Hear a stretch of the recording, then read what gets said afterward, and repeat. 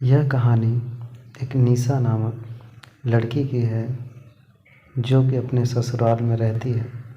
आइए हम सुनाते हैं उसकी एक दर्द भरी कहानी। रात के लगभग 10 बज रहे थे और सास ननद निशा को देख रही थी और निशा उनकी आंखों में देखकर मानो डर से थर थर काँप रही थी।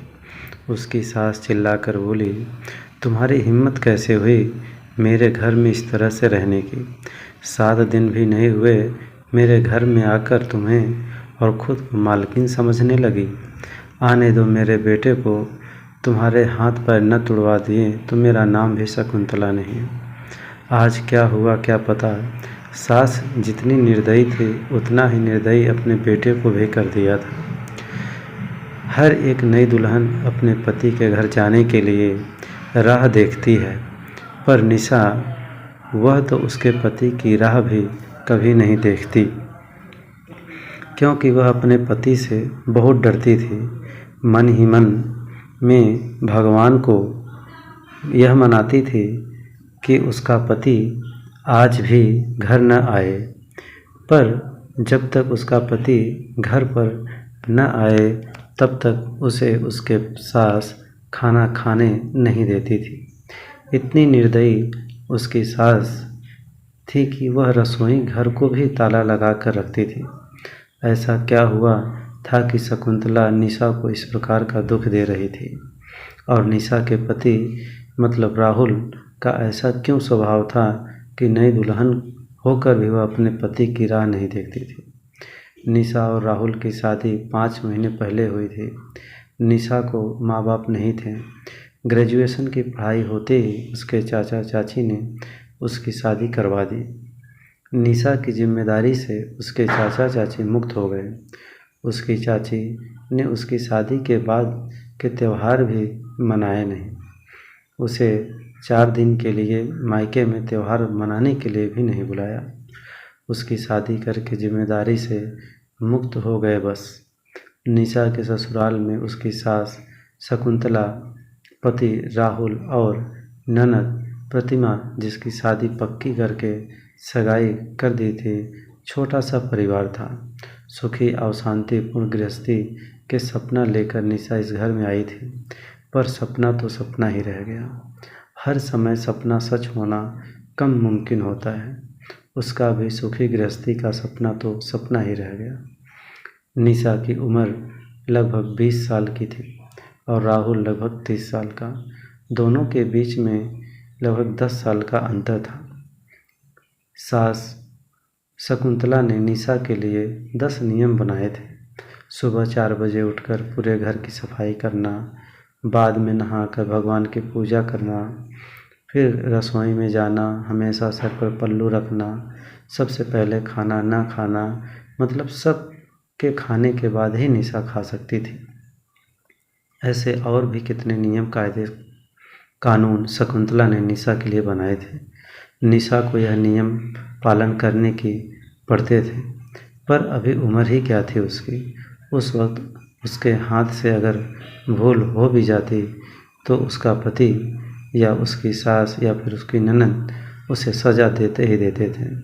उसे मारने की भी कोई कमी नहीं रखते थे। उससे 5 साल बड़ी ननद प्रतिमा उस पर हाथ उठाने के लिए आगे पीछे भी नहीं सोचते थे। शादी को 10-12 दिन हुए थे। हर रोज़ राहुल 7 बजे तक आ जाता था, पर उस दिन 10 बज गए थे तब भी राहुल नहीं आया। निशा को बहुत जोर की भूख लगी थी। उसने खुद के लिए थाली बनाई और रसोई में खाने के लिए बैठी। अभी पहला ही निवाला मुंह में डाल रही थी कि तभी उसकी सास ने देख लिया। उस पर उसकी सास बहुत चिल्लाई। वो निशा से सहन नहीं हो पाया। तभी निशा बोली, वह अभी तक नहीं आए, मुझे बहुत जोरों की भूख लगी थी इसलिए खाने के लिए बैठ गई। सास कुछ बोलने वाली थी, तभी उसकी ननद आगे आई और निशा को चांटा मार दिया। तुम्हारी हिम्मत कैसे हुई मेरी माँ के सामने इस तरह से बात करने की? तुम्हारे घर में तुम्हें खाना नहीं मिलता था क्या? मेरा भाई तुम्हारा पति उसकी राह नहीं देख सकती थी? अरे औरतें अपने पति के लिए क्या क्या नहीं करती। उसकी ननद ने उसको बहुत कुछ सुनाया। माँ बाप तो रहे नहीं और चाचा चाची ने ऐसी लड़की हमारे पल्ले बांध दी, रहने दो तू, चल बाहर, मैं ही रसोई में ताला लगा देती हूँ। और उसे रसोई से बाहर धकेल कर ताला लगा देती है। इधर निशा आंखों में आंसू लेकर बस देखती ही रह गई। 11 बजे राहुल घर आया, तभी शकुंतला और प्रतिमा ने मिर्च मसाला लगाकर निशा के खिलाफ राहुल को बहुत भड़काया। वह तो माँ का भक्त था। इतना ही सुनकर उसने गुस्से में आकर निशा को थप्पड़ मारा। उसे उस दिन खाना भी नसीब नहीं हुआ। अभी आज की ही बात ले लो। निशा रसोई घर में खाना बनाकर शकुंतला और प्रतिमा को खाना दे रही थी। दोनों हॉल में टीवी देखते देखते खाना खा रहे थे और इधर निशा एक एक गरम गरम रोटी उनको परोस रही थी। आज सुबह निशा को सिर्फ एक ही रोटी उसके सास ने खाने को दी थी। निशा को बहुत जोर की भूख लग रही थी, पर राहुल तो 10 बजे के पहले आने वाला नहीं था। पर निशा को भूख सहन नहीं हो पाया। शकुंतला और ननद के खाना खाने के पहले रसोई घर को ताला लगाने से पहले निशा ने जल्दी से रोटी बनाई और अपने पल्लों में बांध कर रख ली। जब माँ बेटी का खाना होने के बाद उन्होंने निशा को बाहर निकाल कर रसोई घर पर ताला लगा दिया और दोनों उनके रूम में आराम करने के लिए निकल गई। उसने पल्लों में बंधी हुई रोटी निकाली और रोटी वैसे ही बिना सब्जी के खाने लगी। रोटी खाते खाते उसके आंखों से आंसू बह रहे थे। उसका स्वाभिमान इस प्रकार से रजामंदी नहीं दे रहा था, लेकिन क्या करे, यह भी उसे समझ आ रहा था। ठीक उसी समय शकुंतला कोई काम के लिए उधर आई और उसने निशा को रोटी खाते हुए देख लिया। बस फिर क्या था, तमाशा चालू हो गया और उस वजह से निशा भगवान से प्रार्थना कर रही थी कि राहुल घर पर आज न आए। क्या पता आज वो क्या करेंगे। शादी के बाद इनके ही सामने खाना खाया था, तब भी थप्पड़ मारा था, पर आज तो रोटी चुराकर खा रही थी। थोड़ी देर बाद राहुल घर पर आया तो निशा का दिल जोर जोर से धड़कने लगा। डर के मारे पसीने से भीग गई। कुछ ही मिनटों बाद अचानक से राहुल का जोर से आवाज़ आया, निशा जल्दी बाहर आओ। निशा डर कर थर थर काँपते हुए बाहर आई। देखा तो सास अभी भी शेर की तरह उसकी तरफ देख कर गुर्रा रही थी। उसकी ननद भी मन ही मन मुस्कुरा कर देख रही थी और राहुल उसकी आंखें खून के जैसे गुस्से से लाल हो गई थी। जैसे ही निशा राहुल के सामने आई, उसने उसके बालों को पकड़कर जोर से धकेल दिया। निशा बहुत जोर से चिल्लाई, तेरी हिम्मत कैसे हुई कि तू अपने ही घर में चोरी करती है? राहुल ने कहा। रुक, तुझे तो मैं अभी दिखाता हूँ। बोलते बोलते राहुल ने अपने कमर का बेल्ट निकाला और निशा को मारने लगा। निशा जोर जोर से रोते हुए, दर्द से चिल्लाते हुए उसकी माफ़ी मांग रही थी, पर उसके पति को और घर में रहने वाले 2 औरतों को उसकी जरा सा भी दया नहीं आई। निशा को सहन नहीं हो रहा था, तभी उसने राहुल को धक्का दिया और घर के बाहर भागने लगी। तभी अरे पकड़ो उसे, बाहर कहाँ चली? शकुंतला राहुल को बोली। तभी राहुल बोला, जाने दो माँ, भाग कर कहाँ जाएगी? कहाँ उसे पालने के लिए उसके मायके वाले हैं जो उसे संभाल लेंगे। आएगी वापस घूम के यहीं पर, जाने दो उसे। पहले मुझे खाना परोसो, मुझे बहुत भूख लगी है। राहुल का बोलना सुनकर शकुंतला ने अपने बेटे को खाना दिया और आज भी सभी खाने के लिए बैठे, पर निशा की याद किसी को भी नहीं आई। जब थोड़ी देर बाद निशा घर में आई, उसे देखकर तीनों राक्षस जैसे हंसते हंसते उसके सामने खड़े हुए। आ गई क्या वापस महारानी जी? क्या हुआ, मायके वालों ने घर में जगह नहीं दी? शकुंतला ने उसे टोंट मारा। तभी राहुल उसे बोला, जब तक तुम मेरे पैरों पर अपनी नाक नहीं रगड़ती, तब तक मैं तुम्हें घर के अंदर आने नहीं दूंगा। मुझे धक्का देकर चली गई थी।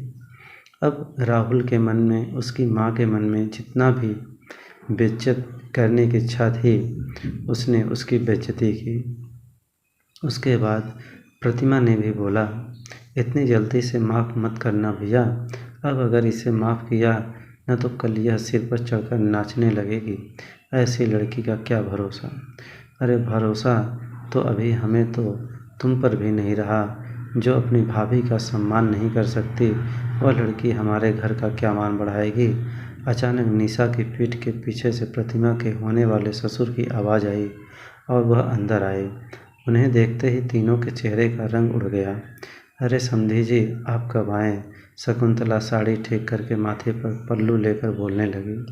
उसी वक्त आया जिस वक्त आपकी बहू रास्ते से डरकर इधर उधर भाग रही थी। अच्छा हुआ अभी से ही तुम्हारा असली चेहरा सामने आ गया। मैं आया नहीं होता तो हमारे घर की बर्बादी हो जाती। अगर ऐसी बहू हमारे घर आई होती तो आज मेरा घर कितना बिगड़ जाता। प्रतिमा के ससुर उसकी तरफ घृणा की नज़रों से देखकर बोले, नहीं नहीं, आपको कोई गलतफहमी हो गई है पापा। आप अंदर तो आइए, मैं आपको सब समझाती हूँ। प्रतिमा ऐसे बोली तो उसके ससुर बोले, कौन से पापा और किसके पापा? माफ़ करो हमें, अब आपके साथ कोई भी रिश्ता नहीं रखना है मुझे, और जो आपको समझाना है वो बाहर खड़े पुलिस को बताना। अचानक पीठ के पीछे से पुलिस अंदर आई। पुलिस को देखकर उन तीनों की बोलती ही बंद हो गई। क्या बोले कुछ समझ नहीं आ रहा था। तभी शकुंतला नरम आवाज़ से निशा को बोले, अरे बहू, छोटी बात पर पुलिस को बुलाते हैं क्या? छोटी सी गलतफहमी हो गई है ना, और ऐसी छोटी बड़ी परीक्षा एक औरत को शादी के बाद देनी ही पड़ती है। और यह तो तुम्हारा ससुराल है, ससुराल वालों का मान रखना तो तुम्हारा कर्तव्य है बेटा। माफ़ कीजिए सासू जी, मुझे ऐसी परीक्षा देने की कोई ज़रूरत नहीं है। मैंने शादी थप्पड़ खाने के लिए नहीं की थी, और यह कैसा ससुराल जहाँ मुझे रोटी भी चुरा कर खानी पड़ती है। आपने मुझे कमज़ोर समझा था क्या? मेरा मायका नहीं है, पर मैं कमज़ोर नहीं हूँ। अब यही संस्कार अपने बच्चों को जेल में देना। अंत में पुलिस ने उन तीनों को पकड़कर जेल के अंदर डाला। प्रतिमा की ससुराल वालों ने शादी तोड़ दी, और निशा पढ़ी लिखी लड़की थी।